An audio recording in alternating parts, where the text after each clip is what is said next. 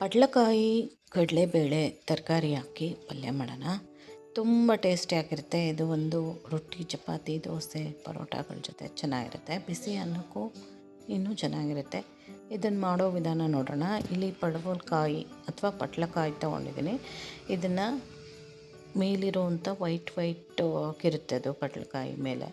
ಅದನ್ನು ನೀಟಾಗಿ ತೊಳ್ಕೊಂಡು ಈ ಥರ ಚಾಕುವಿಂದ ವೈಟ್ ಆಗಿರೋದನ್ನು ತೆಕ್ಕೋಬೇಕು. ಅದನ್ನು ಹಾಕಿದ್ರಷ್ಟು ಚೆನ್ನಾಗಿ ಆಗೋದಿಲ್ಲ ಪಲ್ಯ ಹಾಕೋಕ್ಕೆ. ತೆಕ್ಕೊಂಡಾದ್ಮೇಲೆ ನೀಟಾಗಿ ಉಪ್ಪು ಹಚ್ಚಿ ತೊಳ್ಕೊಂಡು ಚಿಕ್ಕದಾಗಿ ಈ ಥರ ಕಟ್ ಮಾಡ್ಕೋಬೇಕು ಪಟ್ಲಕಾಯಿನ. ನೋಡಿ, ನಿಮ್ಗೆ ಯಾವ ಸೈಜಲ್ಲಿ ಬೇಕೆ ಆ ಸೈಜಲ್ಲಿ ಮಾಡ್ಕೋಬೋದು. ಕಡಲೆಬೇಳೆ ನೆನೆಸಿಟ್ಕೋಬೇಕು 1 ಗಂಟೆ ಮುಂಚೆನೇ.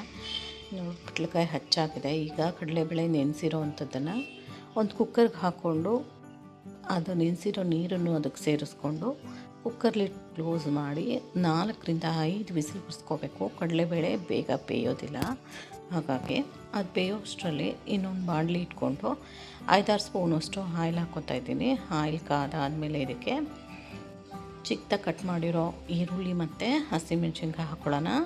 ಇವೆರಡನ್ನೂ ಹಾಕಿ ಚೆನ್ನಾಗಿ ಇದನ್ನು ಫ್ರೈ ಮಾಡ್ಕೋಬೇಕು. ಈರುಳ್ಳಿ ಕಲರ್ ಚೇಂಜ್ ಆಗೋದೇನು ಬೇಡ, 1-2-3 ಸೆಕೆಂಡು ಫ್ರೈ ಮಾಡಿಕೊಂಡ್ರೆ ಸಾಕು. ಫ್ರೈ ಆದಮೇಲೆ ಚಿಕ್ಕದಾಗಿ ಕಟ್ ಮಾಡಿರೋವಂಥ ಆಲೂಗಡ್ಡೆ, ಕ್ಯಾರೆಟು ಮತ್ತು ಬೀನ್ಸ್ ಹಾಕ್ತಾಯಿದ್ದೀನಿ. ಇದು ಆಪ್ಷನಲ್ಲು, ಇದ್ದರೆ ಹಾಕ್ಕೋಬೋದು. ಇಲ್ಲದೇ ಇದ್ದರೆ ಬರೀ ಪಡವಲಕಾಯಲ್ಲೇ ಮಾಡಿದ್ರೆ ಚೆನ್ನಾಗಿರುತ್ತೆ. ಇವೆರಡನ್ನು ಹಾಕ್ಕೊಂಡು ಚೆನ್ನಾಗಿ ಫ್ರೈ ಮಾಡ್ಕೊಳ್ಳೋಣ. ಫ್ರೈ ಆದಮೇಲೆ ಈ ಚಿಕ್ಕದಾಗಿ ಕಟ್ ಮಾಡಿದಂಥ ಪಡವಲಕಾಯಿನ ಹಾಕ್ಕೊಳ್ಳೋಣ. ತುಂಬ ಟೇಸ್ಟಿಯಾಗಿರುತ್ತೆ ಹಾಗೂ ಮಾಡೋದು ತುಂಬ ಸಿಂಪಲ್ಲು. ಇದನ್ನು ಮತ್ತೊಂದು 2-3 ನಿಮಿಷ ಫ್ರೈ ಮಾಡ್ಕೋಬೇಕು. ಆಯಿಲಲ್ಲೇ ಇದು ಅರ್ಧದಷ್ಟು ಬೇಯಬೇಕು. ಹಾಗಾಗಿ ಇದಕ್ಕೆ ಉಪ್ಪು ಹಾಕ್ತಾಯಿದ್ದೀನಿ 1 ಸ್ಪೂನಷ್ಟು. 1/4 ಟೀ ಸ್ಪೂನಷ್ಟು ಅರಿಶಿನ ಪುಡಿ ಹಾಕ್ತಾಯಿದ್ದೀನಿ. ಉಪ್ಪು ಹಾಕೋದ್ರಿಂದ ತರಕಾರಿಲಿರೋ ನೀರು ಬಿಟ್ಕೊಂಡು ಬೇಗನೆ ಸಾಫ್ಟ್ ಆಗುತ್ತೆ. ನೀರು ಹಾಕೋ ಅವಶ್ಯಕತೆ ಇಲ್ಲ ಇದಕ್ಕೆ ಬೇಯೋಕ್ಕೆ. ಉಪ್ಪು ಹಾಕ್ಬಿಟ್ಟು ಚೆನ್ನಾಗಿ ಮಿಕ್ಸ್ ಮಾಡಿಕೊಂಡು ಒಂದು ಪ್ಲೇಟ್ ಮುಚ್ಚಿ ಒಂದು 5 ನಿಮಿಷಗಳ ಕಾಲ ಮುಚ್ಚಿಟ್ರೆ ಚೆನ್ನಾಗಿ ಬೇಯುತ್ತೆ. ಈಗ ಇದಕ್ಕೆ ಒಂದು ಮೀಡಿಯಮ್ ಸೈಜ್ ಟೊಮೊಟೊನೂ ಹಾಕೋತಾ ಇದ್ದೀನಿ. ಟೊಮೊಟೊನೂ ಉಪ್ಪು ಹಾಕಿರೋದ್ರಿಂದ ಬೇಗ ಸಾಫ್ಟ್ ಆಗುತ್ತೆ, ಟೇಸ್ಟು ಚೆನ್ನಾಗಿ ಬರುತ್ತೆ. ಈಗಲೇ ಹಾಕೊಂಡ್ಬಿಟ್ರೆ ಹಾಕಿ 1-2-3 ಸೆಕೆಂಡು ಮಿಕ್ಸ್ ಮಾಡ್ತಾಯಿದ್ದೀನಿ. ನೋಡಿ, ಇದನ್ನು ಮುಚ್ಚಿ 5 ನಿಮಿಷಗಳ ಕಾಲ ಸಿಮ್ಮಲ್ಲಿ ಇಟ್ಕೊಂಡು ಬೇಯಿಸ್ಕೊಳ್ಳೋಣ.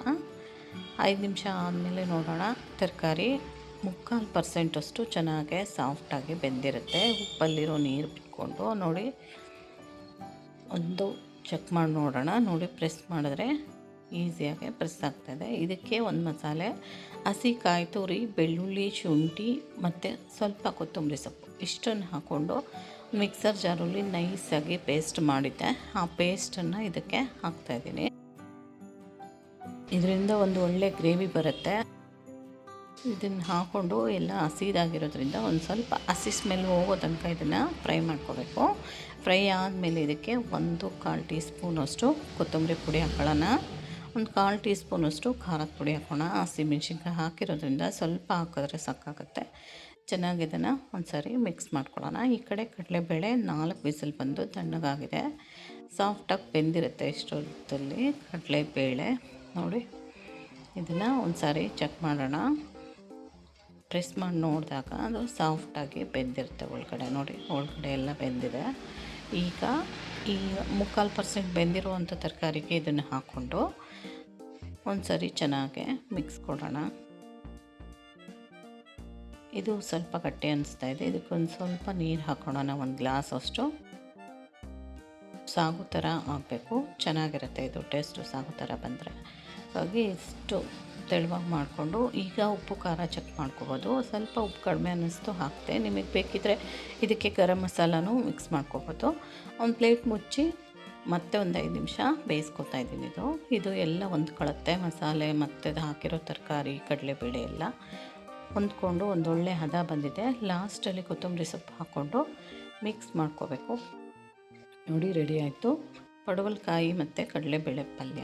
ನಿಮಗೆ ನನ್ನ ವಿಡಿಯೋ ಇಷ್ಟ ಆದರೆ ಪ್ಲೀಸ್ ಲೈಕ್ ಮಾಡಿ, ಶೇರ್ ಮಾಡಿ, ಸಬ್ಸ್ಕ್ರೈಬ್ ಮಾಡ್ಕೊಳ್ಳಿ.